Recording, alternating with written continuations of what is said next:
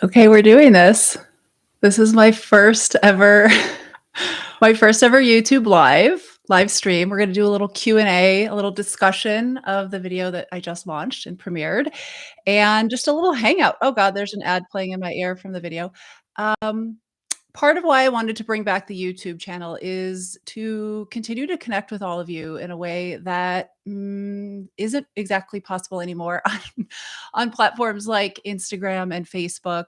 So I thought it would be fun after we premiere one of these videos to do a Q&A, to do a discussion, to check in if you have things you want to chat about.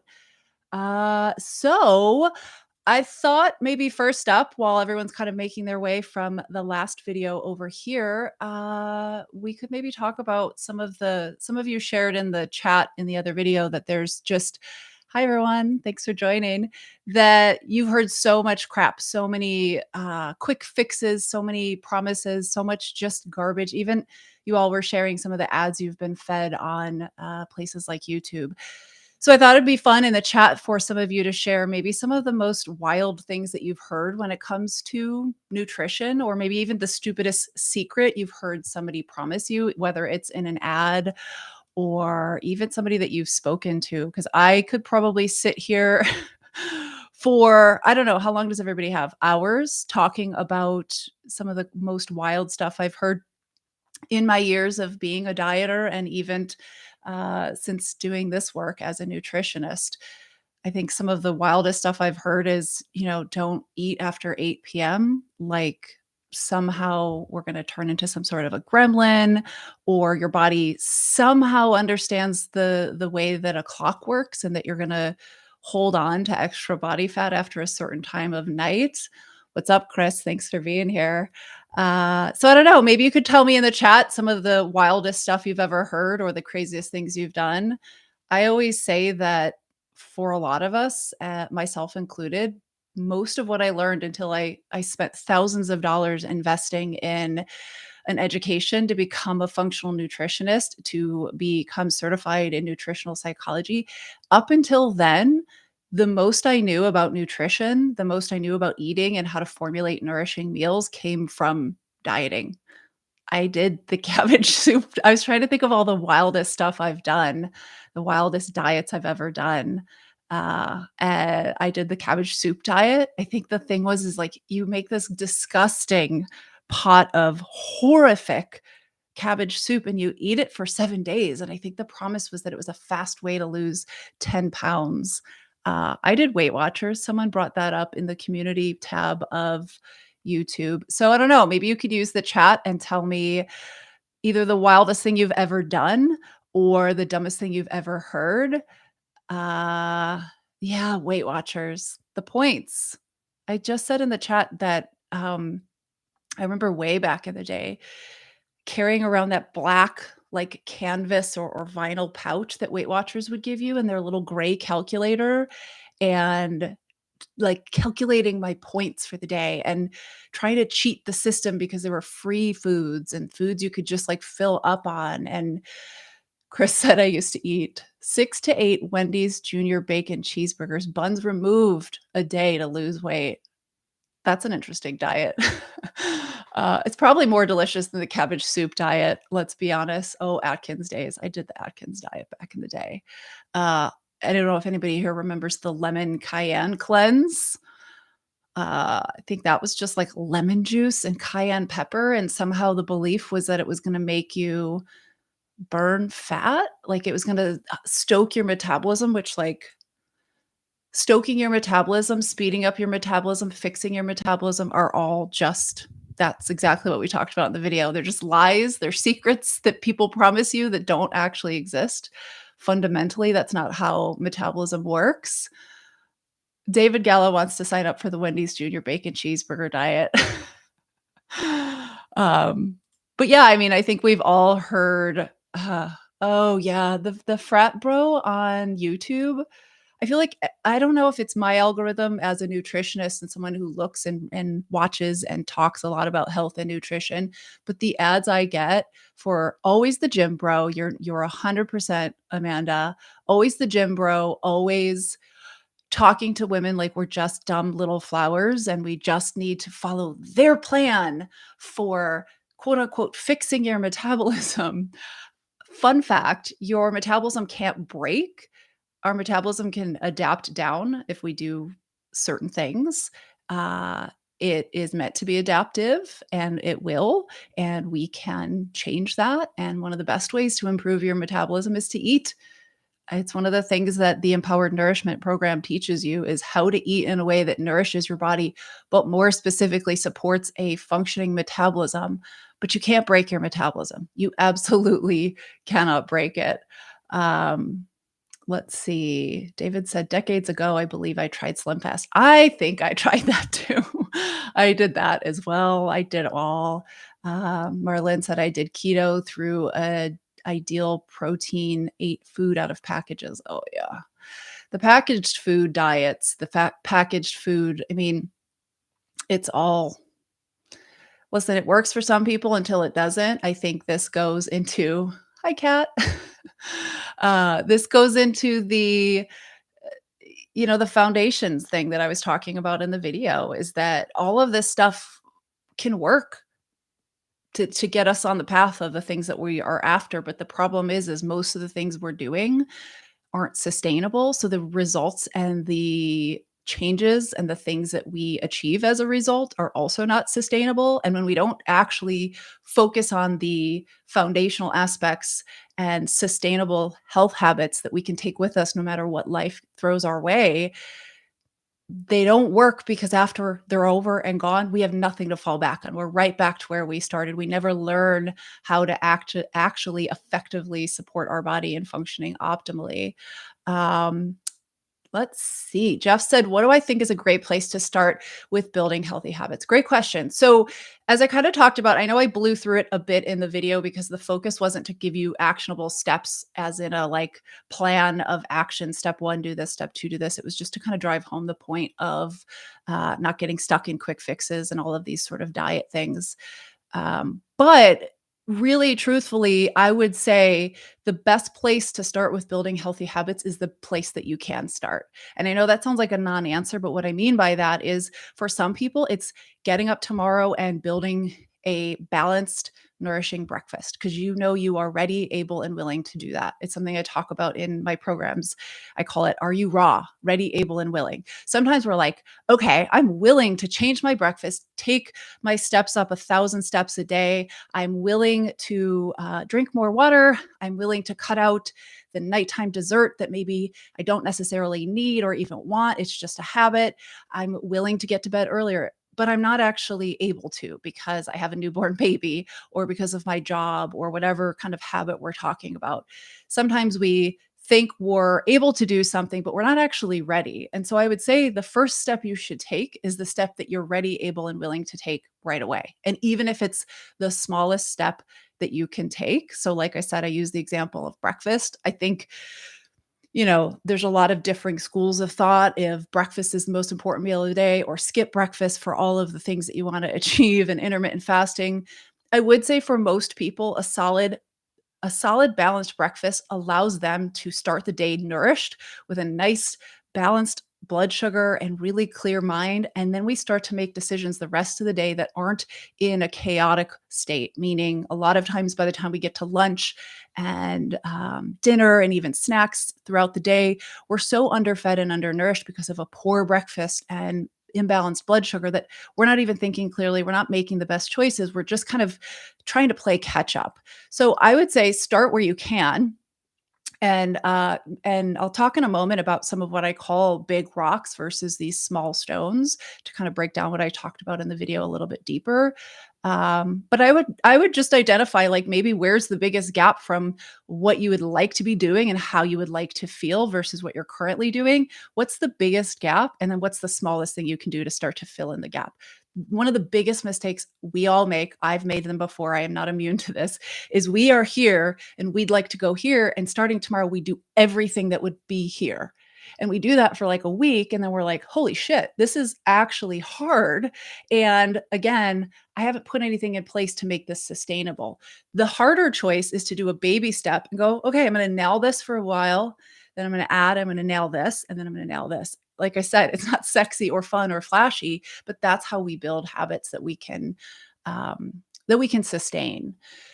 Um, Kat said, dumbest for me, the smoothie reset. Can't remember the name, but it was by a high profile trainer. Oh, yeah. I think anytime you add like reset in there and some sort of ridiculous action, it's going to be bad. That is the perfect answer. I love that angle. Small steps. Yeah. Chris said, I'm lazy. My unhealthy food choices are based on convenience. I would say you're not lazy. I would say that's never going to help you make changes if that's how you speak to yourself. I would say you are someone who likes convenience and you will always opt for convenience when it's available. And is something we talk about in the groups that I coach is that our brains are really awesome. Our brains are really awesome because they're always going to do what is best for our body and our nervous system and our brain in the moment. And part of what that often leads to is instant gratification. And instant gratification equals your brain going, ooh, I want this thing now. Here's the fastest way to get it. Boom, I'm going to do this.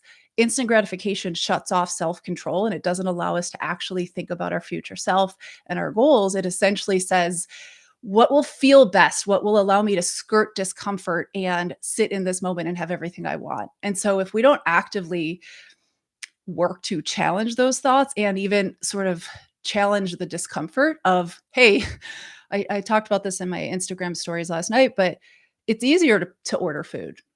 It's also less uncomfortable to order food than it is to go, shit, what do I have? What's in the freezer? What do I have to do? Okay, I have to defrost this. I have to cook this. I have to set this up.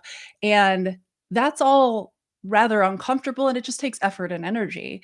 And so I would argue that it's not that you're lazy, you're just your brain's saying, "Hey, you know what's awesome is this right here. Let's do that right now." And you are just lacking the awareness in that moment to say, "Actually, this doesn't align with what I want, so we're going to change that." And all it takes, this is something we talk about in all of my groups and all the folks I work with, all that takes is what you did now, which is to recognize that it's not serving you anymore and to develop the self-awareness and the mindfulness to do something to change it.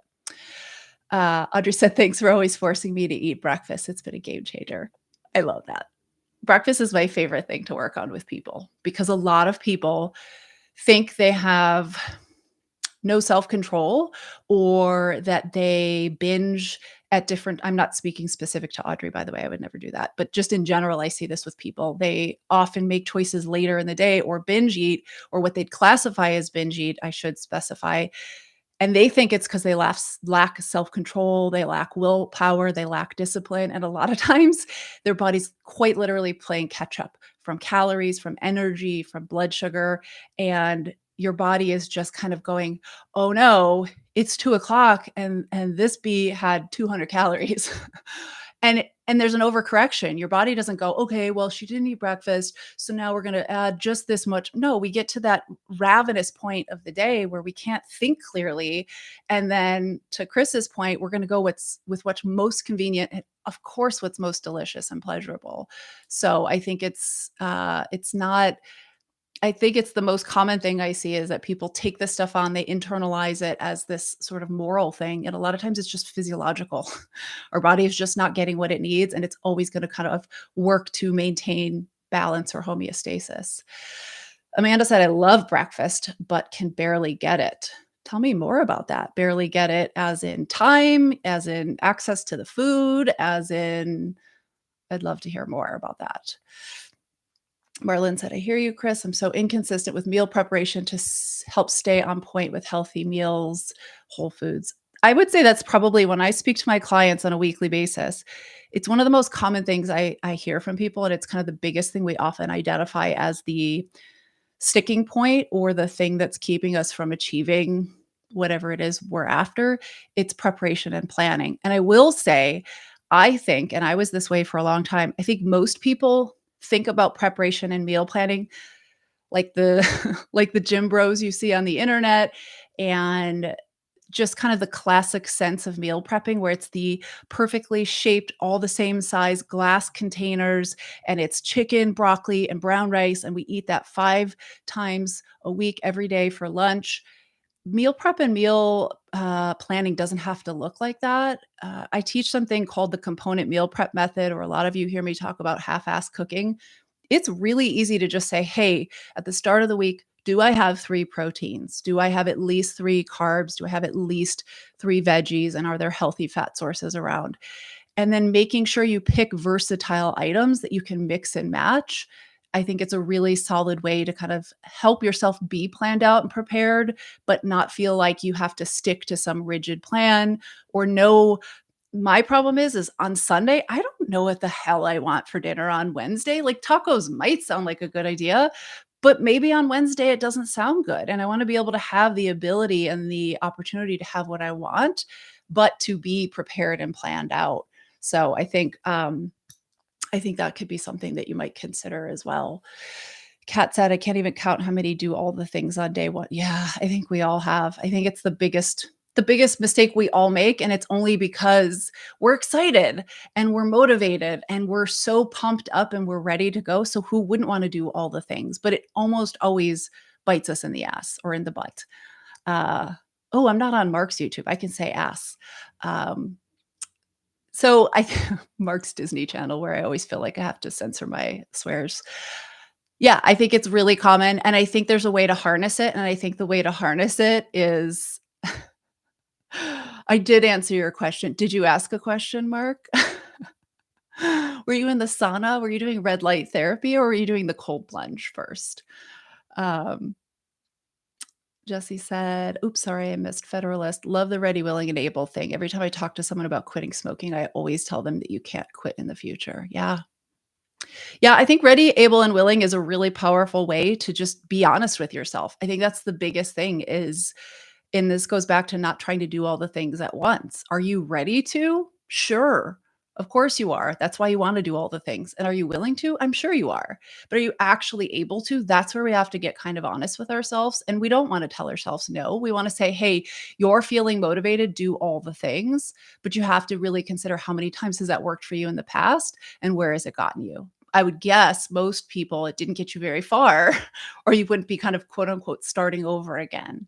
So I think it's a tough place to be because nobody wants to be held back from what they want. David said, "I'm guessing toast is not the breakfast I should be going with. I used to do better." So I would never I'm a big fan, and this is something we're gonna talk about in some of the upcoming videos I have coming for you all, which I hope to have another video coming out. Not I hope to, we will have another video coming out this month that we're working on for you, where I'm just kind of offering these little teachable moments. And I'll also be doing some YouTube shorts where I'm going to be sharing some no, no nonsense. I'm gonna have to practice that one. No nonsense nutrition tips to help you kind of just like avoid all the BS and really kind of like hone in on just some basic stuff that really is practical and something you can apply hopefully straight away. My big thing is we should be thinking less about what should we be taking away, what should we be removing, and what should we be subtracting, excuse me, and instead be thinking about what we should be adding. Because no food is a bad food unless it's moldy, unless you're allergic or intolerant to it, or unless you hate it. Everything else should be on the table.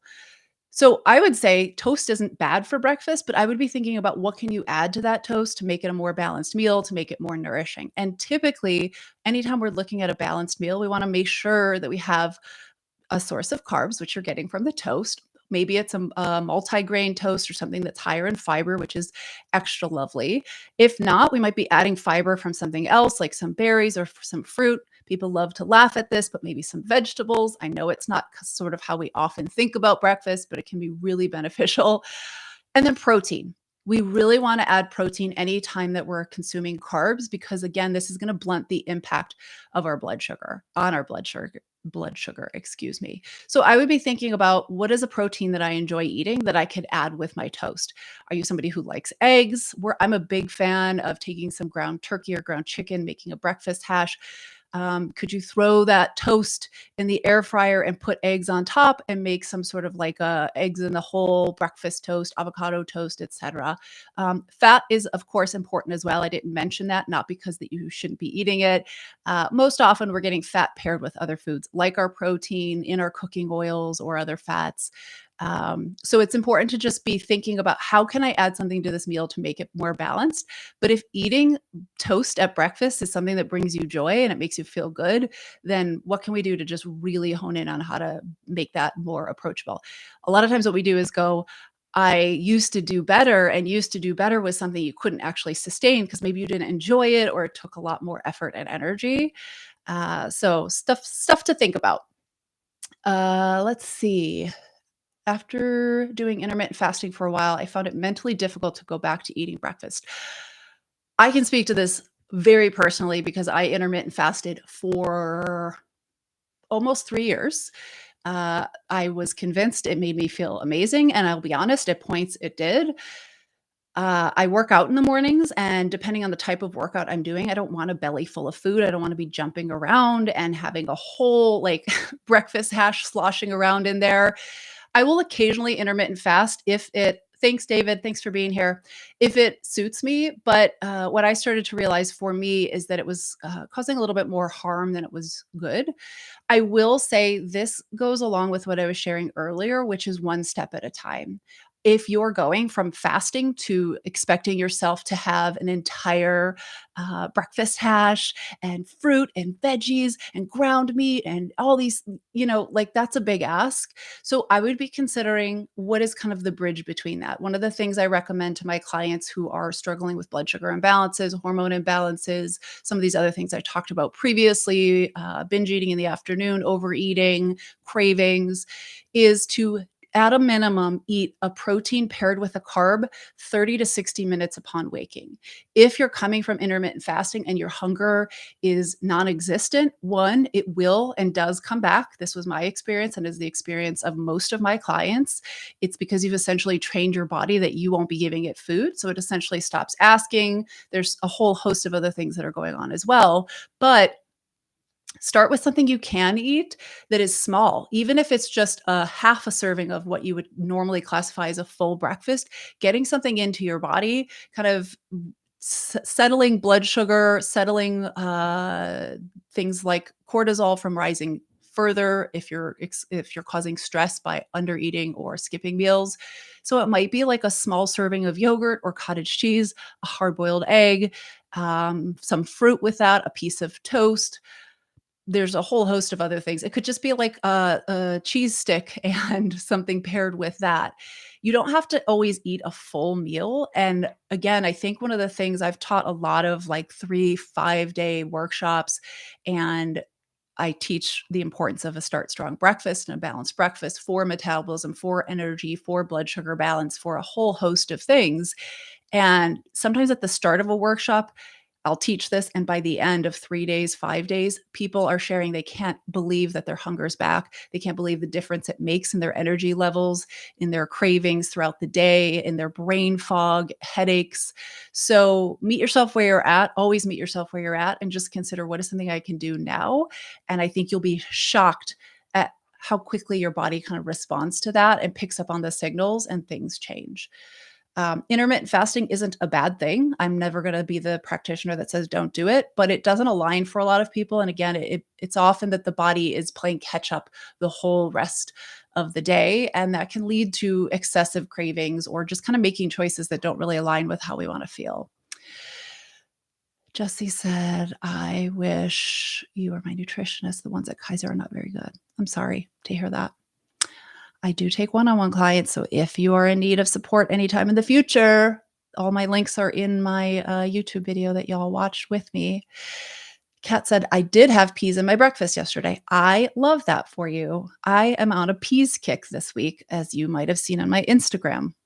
Good night, Amanda, if you didn't already leave. I love me some peas right now. I'll go hard on vegetables at breakfast, and then I'll be like, it's not happening," and then I'll just go extra hard at my other meals. It depends on my mood for sure. Marlene said, "Are you scheduling any workshops in the future?" As of this moment, I don't have any on the schedule. I will be doing more of these YouTube videos that are very tailored and educational, and then I hope to do more of these Q&As. Now that Empowered Nourishment, my program that I was telling you all about, has launched, I do plan to likely do some workshops and other resources for all of you. I'm just going to drop that in the chat for anyone interested. I know it was in the video, but if you want to learn more about it, but that's available right now. As soon as you opt in, you get access, instant access, and you get lifetime access to everything that's in that course and that program. It's all self-guided, and it's essentially everything that I teach all of my clients, all the foundations, everything we're talking about in this video. Kat said I made random fried rice breakfast, sliced chicken sausage, eggs, shallots. Oh, that sounds delicious. Jeff said my suggestion is to eat more wild sockeye salmon. Hi, Mom. Love you too. Jeff, we've been eating a lot of wild sockeye salmon from Costco, actually. A lot, like more than we've eaten in a long time. And I think of you every time that we do it. So thank you for your service. How about any questions about what we talked about in the video, or anybody else have any other just things to chat about? One of the things that you might hear me talk about in future videos, and you've probably heard me talk about in my emails, if you get those, I send out a weekly educational email called Just a Taste every Sunday, which you can find on my website. And something you might have heard me talk about before, which is just another way to speak about this concept we talked about throughout this video, these really important foundations. I use the analogy of building a house and how important it is to have these foundations. I have headphones in, I don't need them anymore. Oh, those are a security blanket, I just realized. The foundations, and I likened them to a cement slab, to drywall, to 2x4s in the video. And another way that I speak about it with my clients is big rocks and small stones. And I'll also talk about stop stepping over the $100 bills to pick up nickels. I love me an analogy. I love me a visual. And those are all similar sort of ways of thinking about, we don't want to constantly be looking at how can I decorate my house before we've considered if the walls are sturdy. So I'm happy to talk through more about some of those big rocks and small stones if there's any questions or anyone has anything they want to know. I like Jeff's agenda. I'm fine with that. Jesse said, I try to drink 120 ounces of water a day. That's great. How does that make you feel, Jesse? Do you notice a difference when you drink it versus not? You said water, and I realize I haven't drank enough of my own.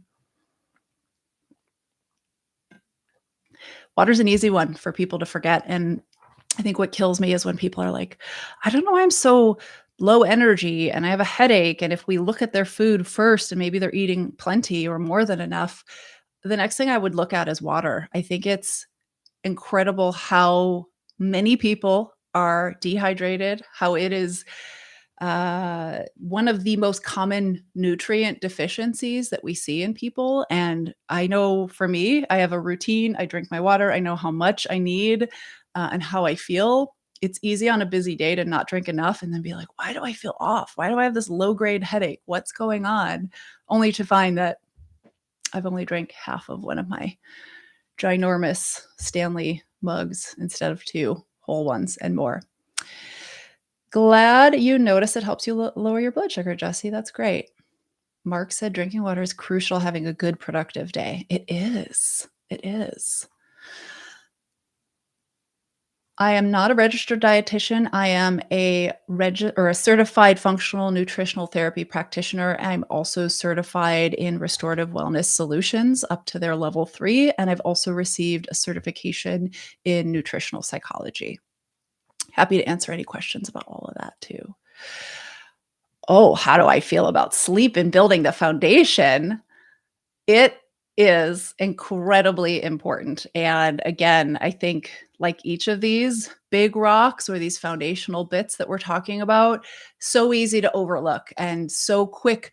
One of the things that just destroys me is how people start looking for this new supplement that gives them energy, or this new thing that helps them with this or that, or struggling even with the food choices they're making or food cravings, only to find out they're sleeping under 5 hours a night or really not prioritizing sleep at all. Sleep is incredibly crucial. It not only is the time that your body needs to restore and rebuild, obviously, and rest, but it plays a huge role. I'm sure a lot of you here could attest to, I know I can. You stay up late, you stay up later than you previously did or normally do, I should say.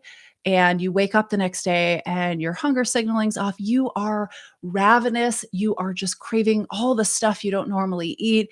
A lot of times it's because our really important hunger hormones, the hormones that say you're full, you've had enough, or hey, it's time to eat, the most common of those being leptin and ghrelin, those are actually dysregulated and disrupted by even one poor night of sleep. So again, we tend to look at things like cravings and feeling like we don't have self-control around food as some sort of moral failing. And it could just potentially be that actually physiologically, biologically, there are chemical imbalances in these really important hormones that are causing you to crave foods, whether because those hormones are off or because your body's like, I need more energy. Hey, why don't you reach for that pack of Oreos and eat the whole sleeve? Or why don't you go ahead and have a bowl of cereal for breakfast, even though you feel better when you have a balanced breakfast. So this is really important to consider and really easy to overlook and to just point our fingers at or look for, again, quick fixes, supplements, things to give us energy. Coffee. I love coffee. I will drink coffee until someone rips it out of my cold, dead hand. But coffee cannot and will not give you energy. Sleep restores your body and helps you create better energy, and food gives you energy. Coffee does not give you energy. Coffee makes you feel energized, but it does not give you energy.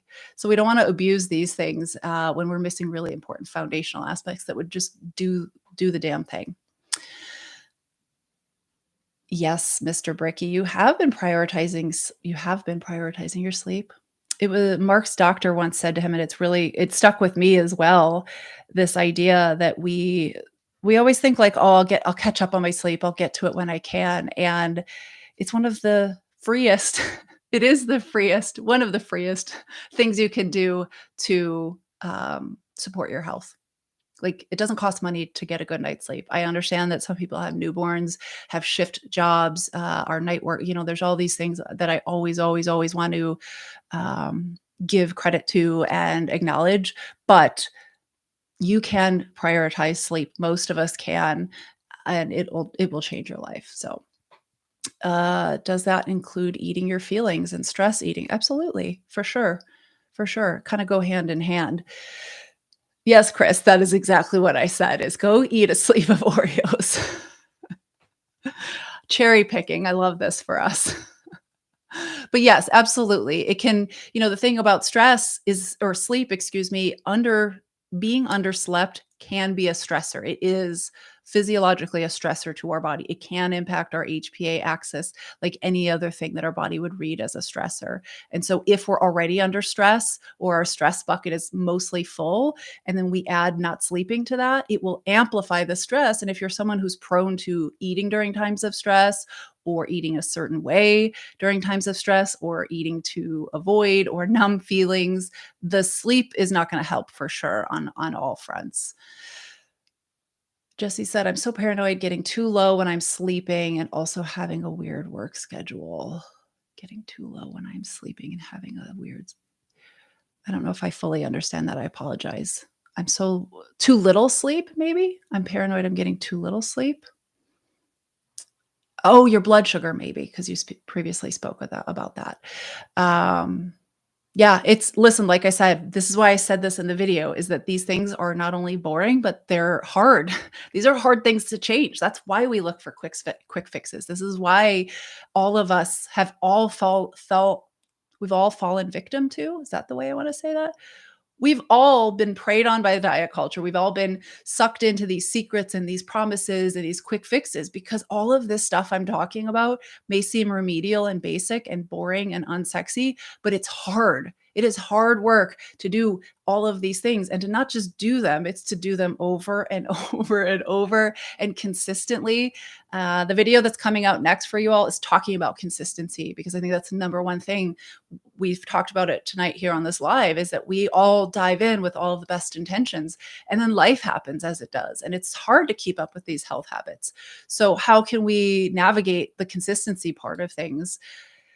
Because, in some hands, as overwhelming as this might feel, all of this is the rest of our lives. it gets easier the more it's part of just what we do every day and they become automatic habits. But it's hard work. It's very, very hard work.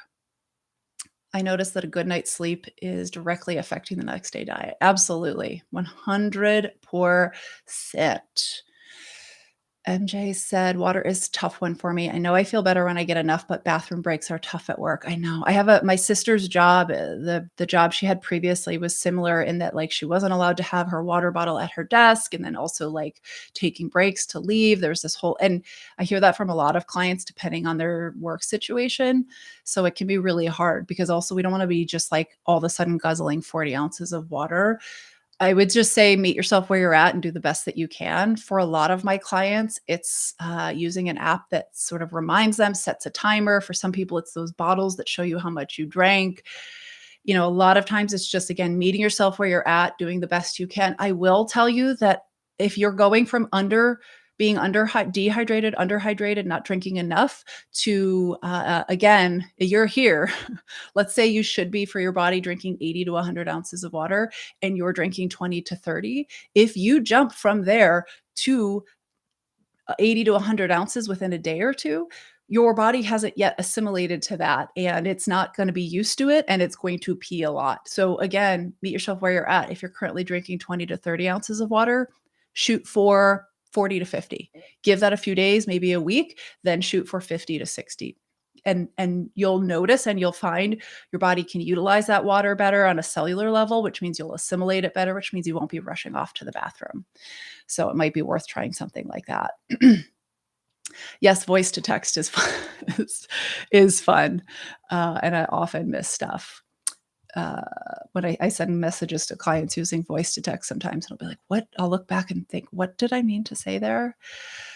Seriously consistent at being inconsistent. You're not alone. I think that's, I think it's the biggest thing that I hear. And again, if we're striving for perfection, I again love me some good sayings, but I would say that consistently imperfect is better than striving for uh, inconsistently perfect. If we're always expecting ourselves to be at 100 and doing all the things, it's going to be really hard to build consistency when we jump there, when we take small steps and implement things that we are ready, able, and willing to do now, even if it's messy and imperfect, but we're saying, hey, I'm going to show up again tomorrow. I'm going to show up again tomorrow. I'm going to do this again next week.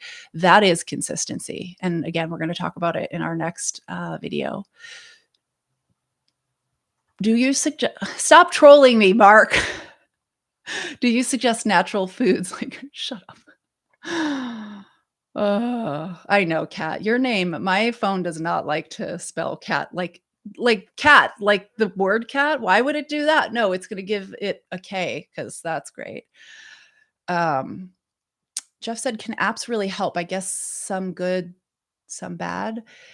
Yeah, I think it depends on the person. I think one of the things I hear a lot is people will set up a reminder on their phone, like just the standard like iPhone level reminder, and they'll find themselves eventually tuning it out, like hitting the snooze or the like it's very easy to kind of tune it out.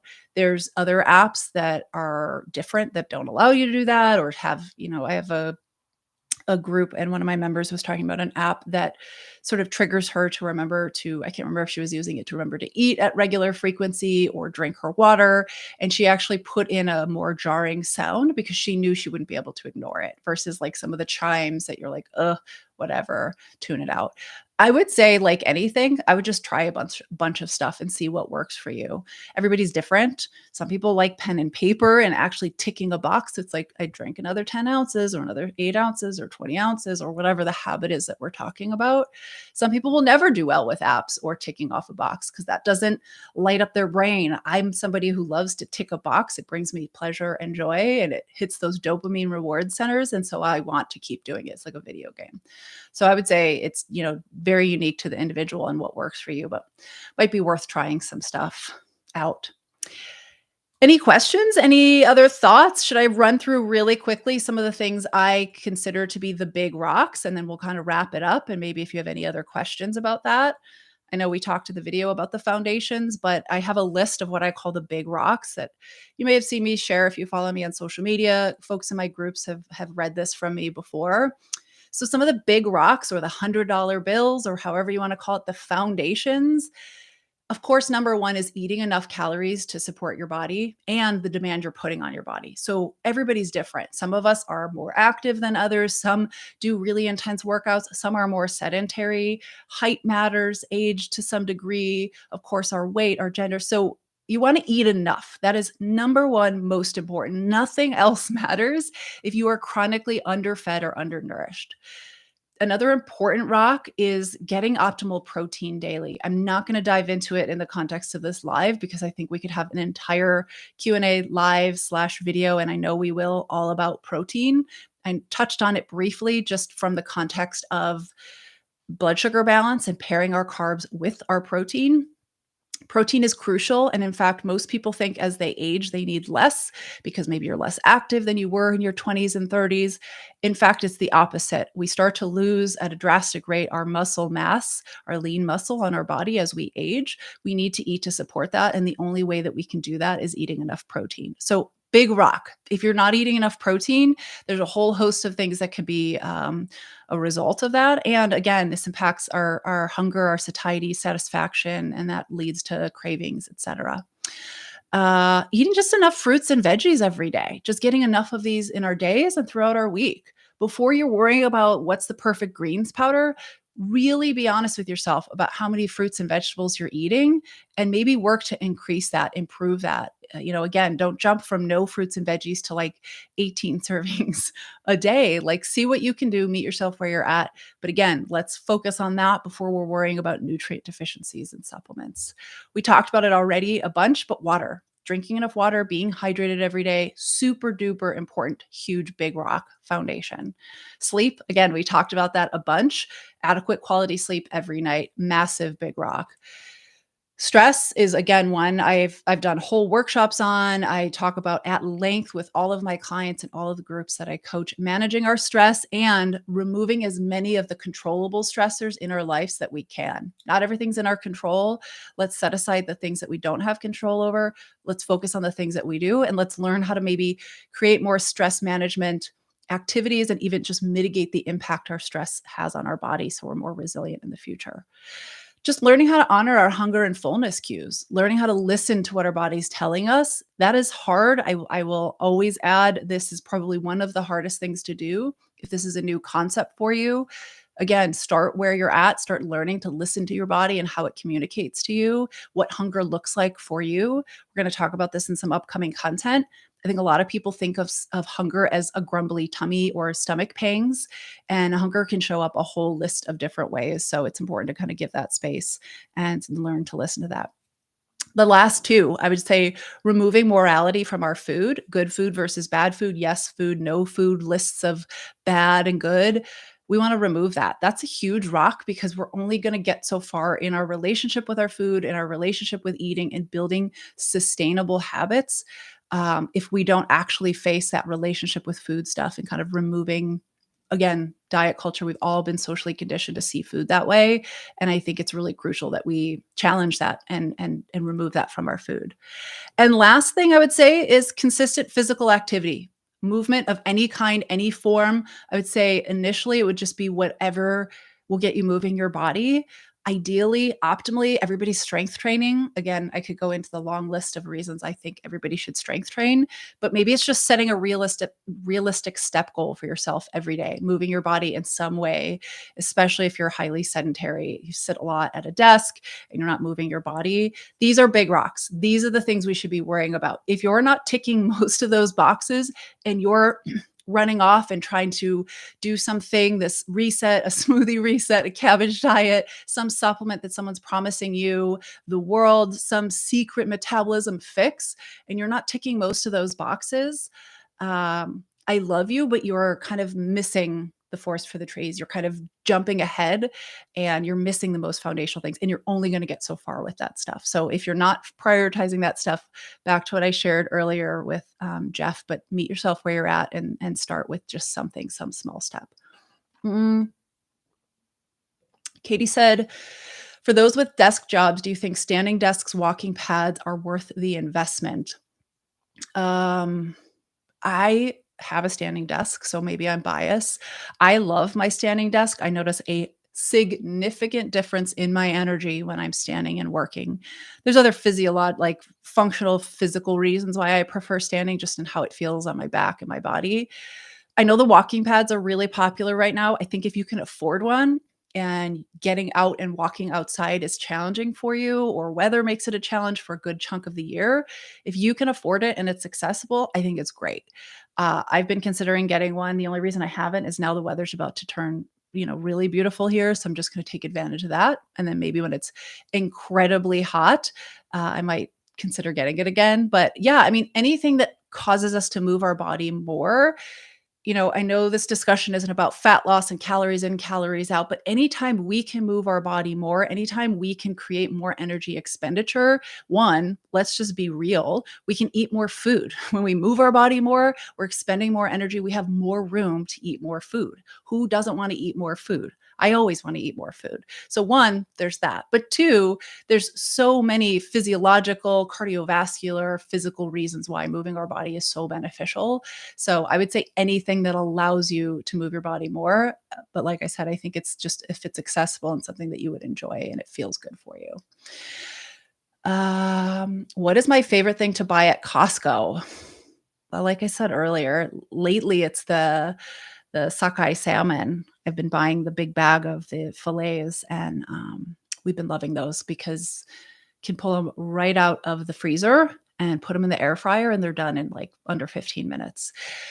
The other thing I've been loving is these big 5-pound bags of vegetables, frozen vegetables. Again, you can throw them in the air fryer, fast meat, easy meal.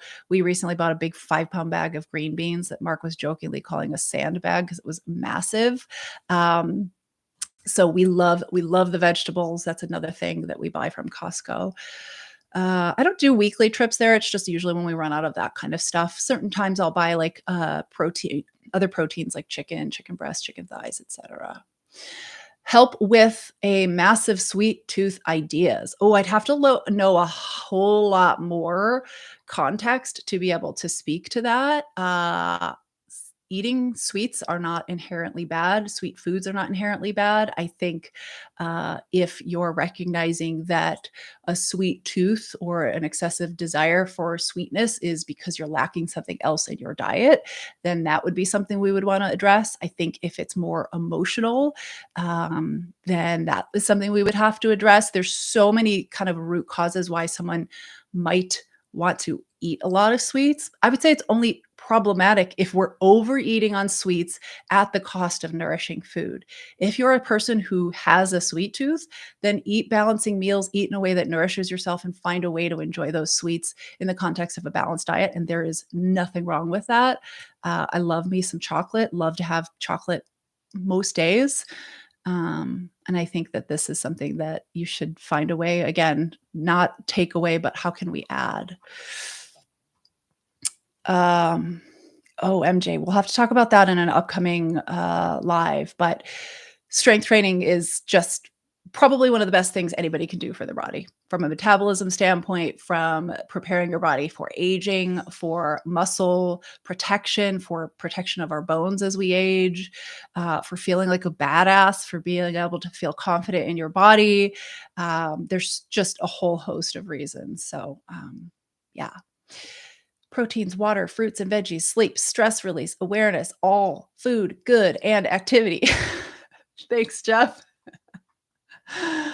Thank you. Yes, please smash the like. Please, hopefully you enjoyed being here on this live. I actually did not anticipate being on here this long, so I appreciate all of you being here, all of the engagement, all the questions. Thanks for joining our first premiere. I hope you enjoyed the video. I really appreciate my husband, Mark, helping me figure out how to make a video and helping me with some of the more in-depth editing that I am not yet equipped and able to do. So I look forward to these getting even easier as time goes on. I look forward to being able to learn more about how I can support all of you. So please use the comments in the videos to let me know what you're liking. I'm making sure that the community feed here on YouTube is active. I'll be asking questions, putting up polls. So the more that you can share with me about what excuse me, what you need help with, where you could use some support, what you'd like to learn more about, what you're really resonating with will really, really, really help me. Again, here is a link to Empowered Nourishment, my brand new self-led foundational nutrition program. It teaches you everything we're talking about here on this live Q&A about the foundations. So please take a look at that. If you're not on my email list already, if you go to the homepage of that link I sent you on my website, you'll find a spot to sign up for my email list. I send out weekly emails every Sunday that are action packed, super educational, lots of things that you can implement in your life right away, lots of mindset stuff. So I really hope that you'll sign up for that. And anything else before we wrap up that I can answer for anybody, but I really appreciate you being here. Thank you again. It means the world to have people interested, and I'm excited again to bring you new videos every month to connect with all of you here. So if you know folks that would benefit from this content, share the channel out with them, help me build this, help me make it active, because I want to make this work, because I miss being able to connect with people the way that I used to on all of the other social platforms. Thanks, Mom. Check it out tomorrow. You are welcome, Bruiser. Thanks, Jeff. I really appreciate you helping out. Great, Marlon. I'm glad it was helpful. Thank you so much. Thank you all. I really appreciate you. I hope I didn't miss any questions. I've been doing my best to keep up with the chat box. Okay, we're going to end this. Thank you again so much. I appreciate you, and be well.